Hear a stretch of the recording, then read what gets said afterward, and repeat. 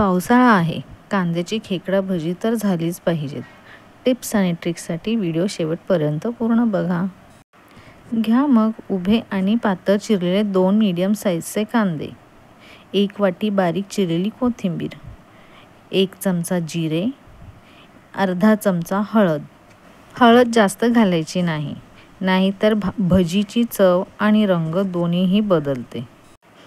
1 चमचा लाल तिखट, 1 चमचा ओवा चोळून घालायचा, 2 चमचे बेसन घालायचे, 1 चमचा तांदळाचं पीठ.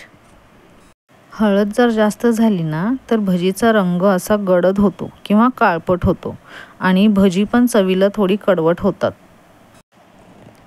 आता हे सगळे सुके जिन्नस चांगले एकत्र करायचं. हाताने चांगलं मिक्स करून घ्यायचं. आता 1 चमचा पाणी घालून चांगलं मिसळून घ्यायचं. कांद्याच्या प्रत्येक कापाला बेसनचं आवरण आलं पाहिजे, म्हणून बेसन थोडं 1 चमचा घालायचं. बेसन कधी बारीक दळलेलं असतं किंवा कधी जाडसर असतं, त्यामुळे बेसन लागेल तसंच घालायचं. जेवढं बेसन आणि तांदळाच्या पिठाचं प्रमाण असेल तेवढंच पाणी घ्यायचं. मी इथे 4 चमचे बेसन आणि 1 ते 1.5 चमचा तांदळाचे पीठ घेतलं आहे आणि मला 4 ते 5 चमचे पाणी लागलं. बेसनाच्या टेक्स्चरप्रमाणे आपल्याला पाणी 1-2 चमचे कमी जास्त लागू शकतं.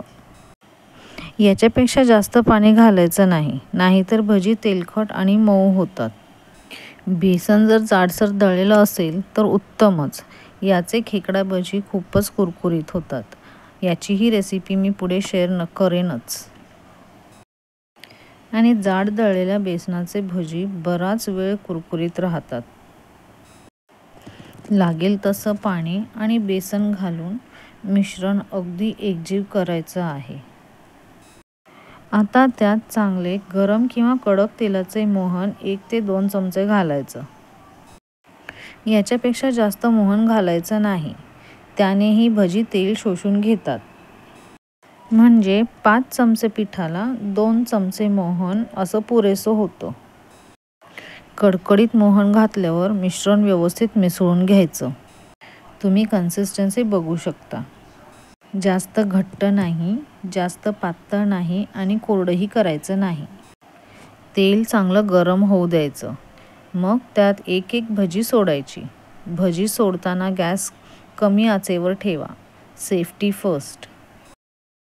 भजी सोडून झाली की गॅस मीडियम आचेवर करायचा आणि भजी सेट होऊ द्यायची.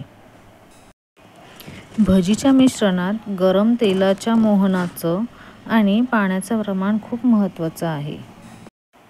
आपण त्यात सोडा वापरत नाहीये, त्यामुळे ते जर चुकलं तर भजी मऊ आणि गच्च होतात. प्रमाण जर अचूक घेतलं की तेलही कमी लागतं आणि कमी तेलात भरपूर भजी तळून होतात. भजी आधी एका बाजूने व्यवस्थित तळायची.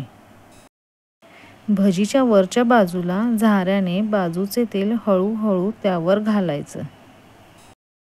बुडबुडे जरा कमी झाले आणि खालून तांबूस रंग आला की मग भजी उलटायची आणि दुसऱ्या बाजूनेही मीडियम आचेवर तळून घ्यायची.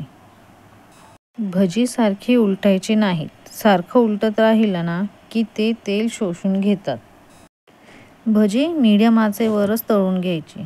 गॅस कमी आचेवर असला की भजी जास्त तेल शोषून घेतात आणि मोठ्या आचेवर जर ठेवला तर भजी वरून भाजली जातात पण आतून कच्ची राहतात. आता भजी कुरकुरीत झाली, तांबूस रंग आला की ती झाऱ्याने काढून घ्यायची. अशीच बाकीची भजीही तळून घेऊयात. अशा पद्धतीने जर भजी केली की तेलही कमी लागतं आणि भजी पण तेलकट होत नाहीत आणि कमी तेलात बिना सोड्याची भजी खुसखुशीत तळून होतात. तुम्ही बऱ्याच पद्धतीने भजी केली असतीलच. अशा प्रकारेही करून बघा आणि मला नक्की कळवा. रेसिपी आवडली असल्यास लाईक, शेअर आणि सबस्क्राईब करायला विसरू नका. रेसिपी पूर्ण बघितल्याबद्दल खूप खूप आभार.